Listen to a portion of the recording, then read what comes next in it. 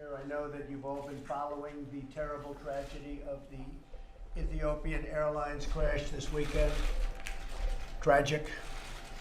The FAA is preparing to make an announcement very shortly regarding the new information and physical evidence that we've received from the site and from other locations and through a couple of other complaints.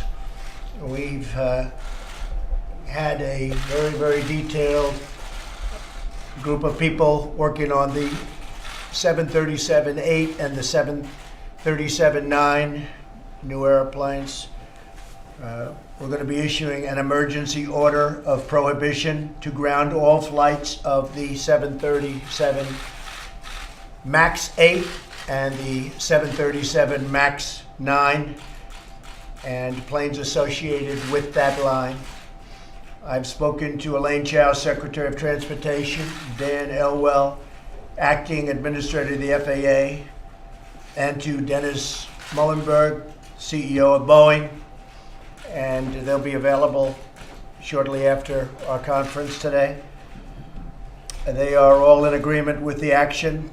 Any plane currently in the air will go to its destination and thereafter be grounded until further notice. So planes that are in the air will be grounded. If they're the 737 MAX, will be grounded upon landing at the destination. Pilots have been notified. Airlines have been all notified. Airlines are agreeing with this. The safety of the American people and all people is our paramount concern.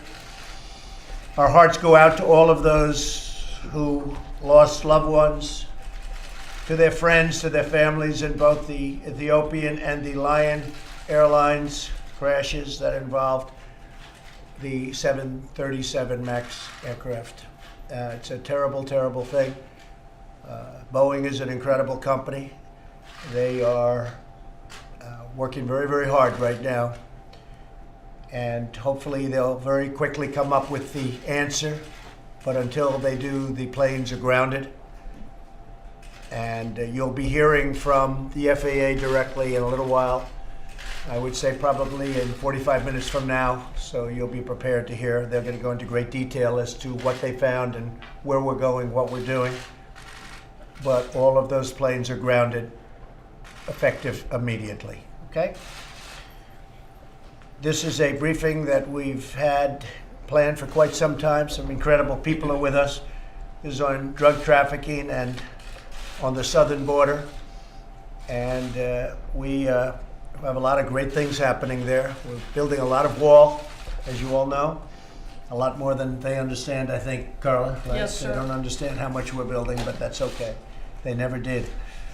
And we're joined today by federal, state, local leaders on the front lines of the battle against the vicious drug traffickers and criminal cartels violating our sovereignty and infiltrating our southern border. I want to thank Director of Office of National Drug Control Policy, who's with us, Jim Carroll. Thank you very much. Thank you. Thank you, Jim.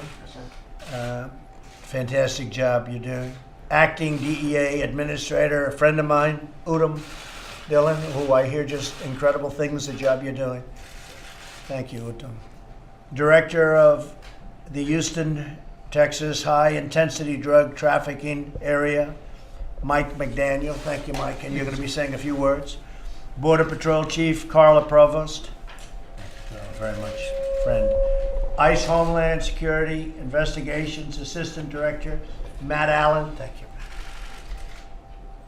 Deputy Assistant Secretary of Defense for Counter Narcotics and Global Threats Thomas Alexander. Thomas, thanks. Alabama Attorney General Steve Marshall. Steve. Good. Thank you, Steve, very much. I appreciate it. You're doing a great job, too, by the way. Thank you. I hear. And other law enforcement professionals. These are fantastic people. Work so hard, great danger, and they have incredible responsibility. Tens of thousands of innocent Americans are killed by the vast quantities of deadly poisonous drugs that are smuggled across our nation's very porous borders. They're a lot less porous with us there, but they're coming in bigger numbers. And part of that is because our country's doing so well economically. They're coming up for that. And even the drugs, I guess, the money that we're spending, unfortunately, within the country. If we could just tell people not to be doing that, but they are doing that. We have a very, very strong country economically, and people come up to a large extent for that reason. But we're having tremendous amounts of meth, cocaine, heroin, and ultra-lethal fentanyl. That's literally ultra-lethal. Gets stronger. This comes at a great cost to our society. In excess of $700 billion annually is spent, and we think that's a very, very small number compared to what the actual number is. The administration declared the opioid crisis a national public health emergency.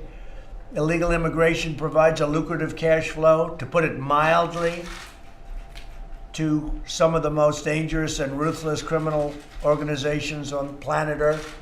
We're doing a lot at the border, a lot of wall going up, a lot of equipment has been purchased, a lot of equipment is being purchased as we speak. We have tremendous things going in terms of technology. We have tremendous amounts of technology going to the ports of entry, where a lot of the drugs come in, but I think it's highly overrated. I think much of the drugs, the big loads of drugs, and certainly the human traffickers go not through the ports of entry. They go through the open areas where they don't have walls. These folks know that better than anybody. When the press talks about ports of entry, sure, things go through ports of entry, but we're going to have that very well sealed up with this equipment. The equipment's incredible what it does. It's expensive, but it's pretty amazing stuff. And that's going in literally as we speak, but we have a lot of, we've got to get the wall up, otherwise it all doesn't work. And I have to say, and I have to say it again, I hope you go down there, because we're going to have a news conference at the border over the next 3 weeks. We're going to do it in areas where we're building large stretches of wall. And tomorrow or the next day, we're giving out another very large section. So we get a lot of wall going up. The massive surging flow of illegal immigration, trafficking, drugs, and crime threaten the safety and security of all Americans. To confront this urgent national crisis, we're doing many, many things, and that's what we're going to be talking about today. We have a vote tomorrow on national emergency, and we'll see whether or not I have to do the veto, and it will be, I think, all very successful regardless of how it all works out, but it's going to be very successful. A lot of money is being spent right now. We have access to a lot of money, and more money is coming in, and people are starting to see it. Even certain of the other side are starting to see the level of importance and the importance of having this wall. I call it a wall. Some people are liking to call it a barrier, and some people are even calling it slats. But it's a wall, and it's a strong wall. It's a powerful wall. So a lot of very positive things are happening on the border. I'd like to ask Mike McDaniel to say a few words, Director of Houston, Texas. The whole job that you and your folks have been doing has been incredible. Like people are studying it. So maybe you'll say a few words to the media, please. Thank you, sir. I'm honored to be here today to report on the important work being done by the 21,000 state, local, federal, and tribal law enforcement officers participating in the HIDA program across the country. Some of our principal partners are sitting here at the table with us today. Let me first begin by thanking you for your unprecedented commitment in fighting against the drugs and the cartels that are assaulting our communities. Thank you for the support and respect you've restored to law enforcement in this country, and I mean that from the bottom of my heart. Thank you. Your appointment of Director Jim Carroll has been significant for us in the HIDA program, and we thank you for that. And also for you signing the reauthorization of ONDCP with the Opioid Act that you signed. So thank you very much. Thanks. We all see the charts, and everyone in the table is familiar with seeing 72,000 in 2017 died of drug overdoses, and it sometimes, I believe, the general public doesn't realize the magnitude of what that really represents. And matter of fact, I was at a rodeo event in Houston this weekend, and the announcer said there's 72,000 in attendance of this thing. And I looked around the stadium, and you talking about giving it a whole new perspective of how big of a crisis this is in our country. Just take a look at the next time you're at a major sporting event. Good way of explaining it, too. Yes, It's sir. a stadium full of people. Yes, sir. Now is not the time for business as usual in addressing this epidemic. Now is the time for us to develop and implement new and innovative strategies to address this country's drug addiction issues. The fact that we cannot arrest our way out of this problem is well recognized by law enforcement. But law enforcement is a part of the solution, and the emerging partnerships between public health and public safety have never been more important. And HIDA is the perfect platform, and the DFC, the drug-free communities, is a perfect platform to work along side by side with our treatment and prevention partners. As a point of reference, I've been involved in drug law enforcement for 36 years as a police officer with the City of Houston, 24 years with the Drug Enforcement Administration, and I retired to get the job that I'm blessed with having now as the Houston HIDA Director. But today I come representing the other 32 HIDA directors across the country, and thanks to this administration, the HIDA program is now in 50 states with the inclusion of Alaska, and we're very proud of that. And the HIDA program is in 33 critical regions to include our 5 southwest border HIDAs. We just recently in Arizona had a seizure of 29,000 counterfeit OxyContin fentanyl tablets that actually had contained fentanyl, and it was an Arizona HIDA task force that seized these, and they seized them up in Phoenix, Arizona. The scary thing about that is those drugs actually went through our southwestern border primarily through backpackers that are moving them up into the communities of our nation. And as a matter of fact, the Arizona HIDA just last week had to issue an alert about teenagers overdosing on counterfeit OxyContin pills. So how many of those pills are actually making our community is really the scary thing to focus on.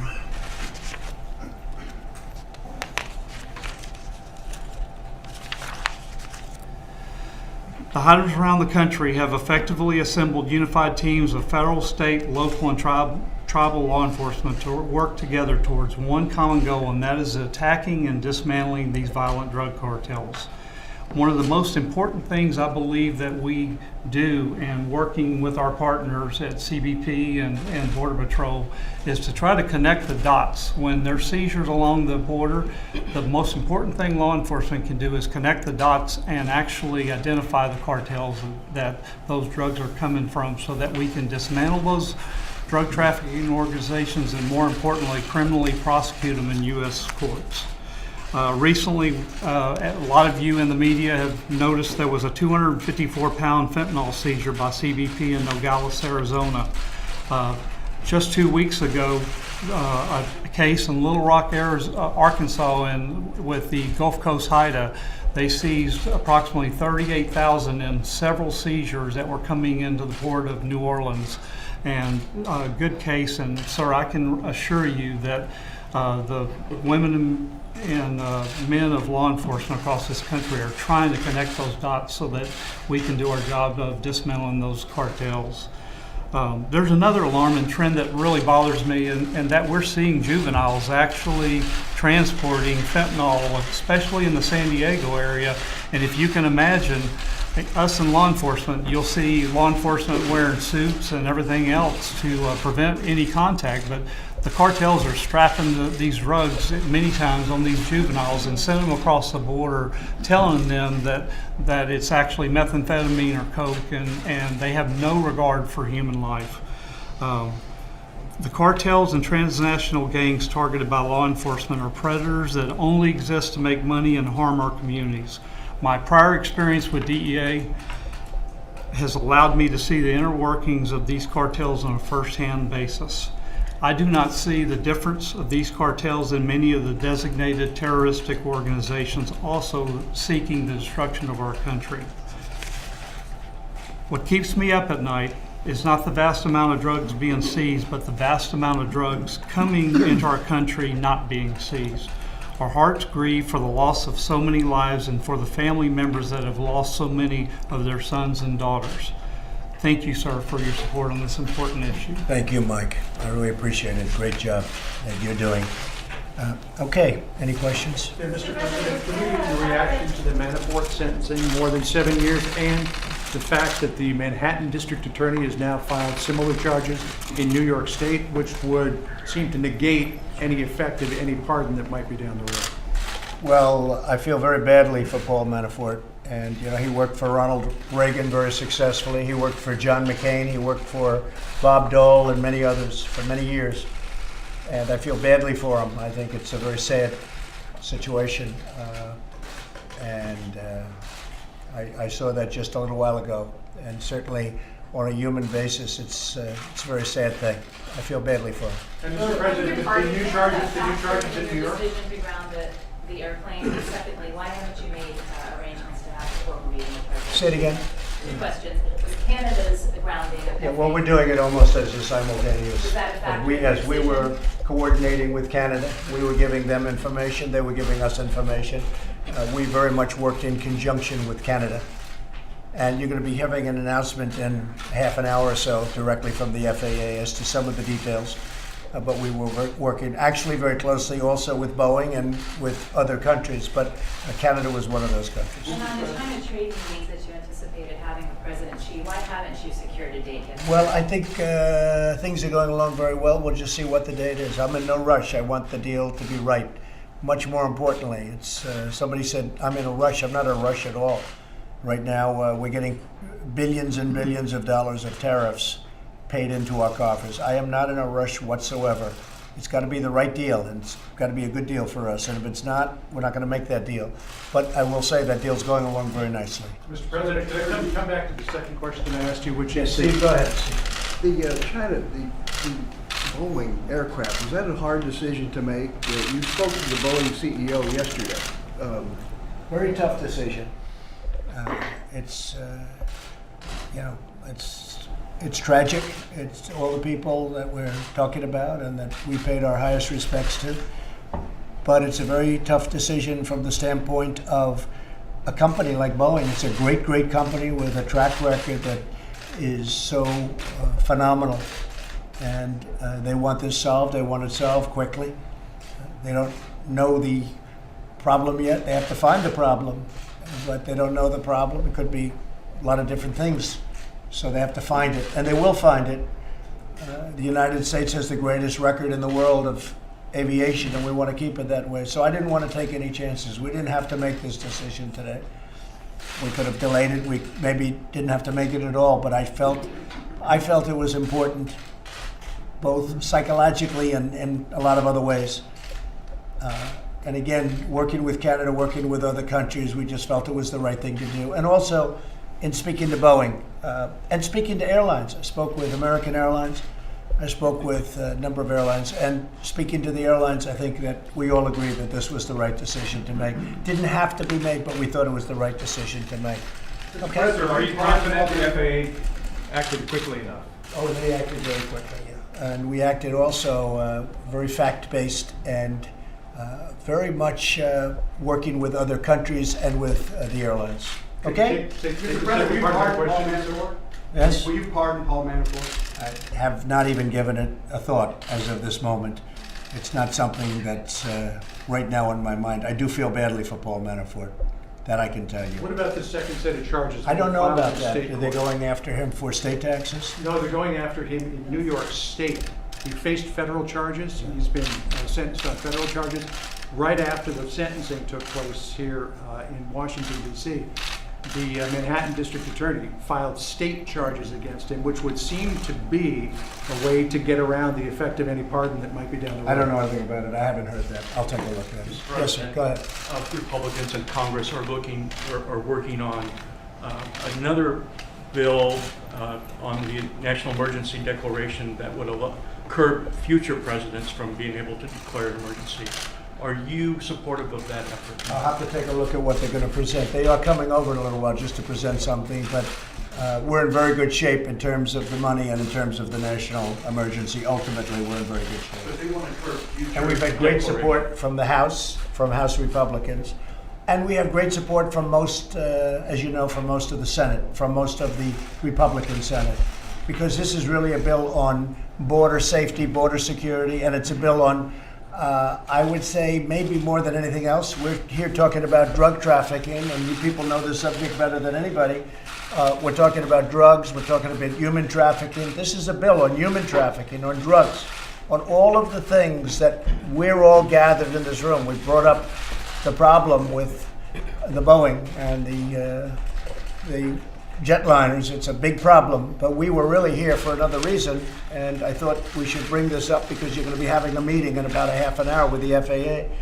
But this is really a vote not on constitutionality because it's constitutional. It's not a vote on precedent because you take a look at what President Obama did with DACA and with so many other things. That was no precedent.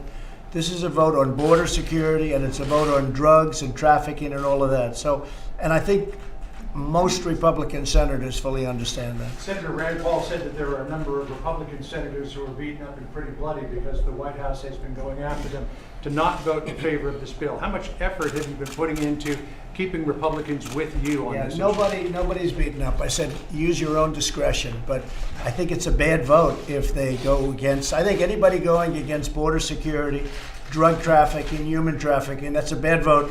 The Democrats are for open borders. They're for crime. I mean, frankly, they're for crime. These people can tell you that better than anyone. When you have open borders, when you don't have a walls, Mike, when you know it very well, all of you folks know it very well. We deal with it all the time. I guess they think it's good politically. I think it happens to be bad politically. I think it's an 80% issue and maybe more than that. But the Democrats, in order to make things difficult, they are for open borders and they're for crime. And the Republicans aren't. But I told Republican senators, vote any way you want. Well, vote how you feel good. But I think it's bad for a Republican senator. I also think it's bad for a Democrat senator to vote against border security and to vote against the wall. I think if they vote that way, it's a very bad thing for them long into the future. Steve? The China trade deal doesn't have to include intellectual property. Yes, it does. It has to include everything. So it's possible this could all fall apart. Anything can, but I think we're doing very well. I would say that we're, and I tell you, I'm very open about it because I'm very happy the way we are right now. We're collecting billions and billions of tariffs. The money we have pouring in now, we've never had money like that pouring in from China. We are collecting billions and billions of dollars, mostly paid for by China. If you look at the 25%, a report was done where 4 points out of the 25% are paid for by us, and 21 points are paid for by China. So we're in a very good position, one way or the other. I think the deal is going to be made. I think there's a very good chance the deal is going to be made. And I will say, officially, we're doing very well on the deal. So, but we'll see what happens. White House seemed to be about 50-50 on a deal in testimony to Congress yesterday. What gives you Well, I optimism? think you always have to be 50-50. 50-50 is very good. But I think even if you felt you're better than 50-50, you should never say it. I think 50-50 is good. What gives you optimism? They want to make a deal. China wants very much to make a deal. China has not been doing well. We've been doing unbelievably well. Our economy is the best it's ever been, just about ever.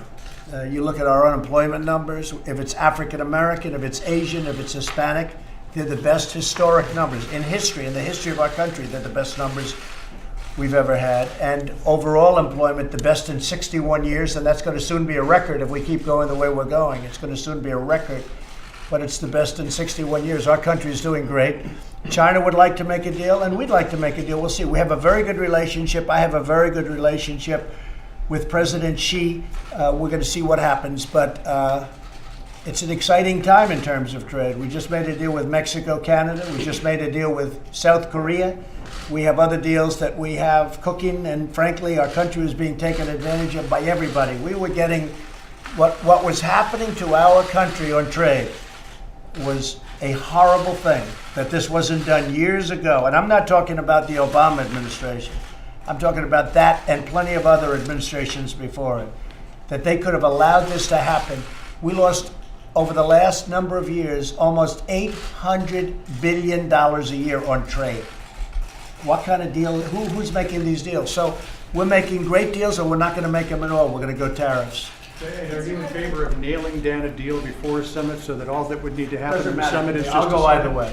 I think President Xi saw that I'm somebody that believes in walking when a deal's not done. And, you know, there's always a chance it could happen, and he probably wouldn't want that. That could be a reason. But we can do it either way. We can have the deal completed and come and sign, or we can get the deal almost completed and negotiate some of the final points. I would prefer that, but it doesn't matter that Is much. Shanahan your pick for defense secretary? He's doing a great job.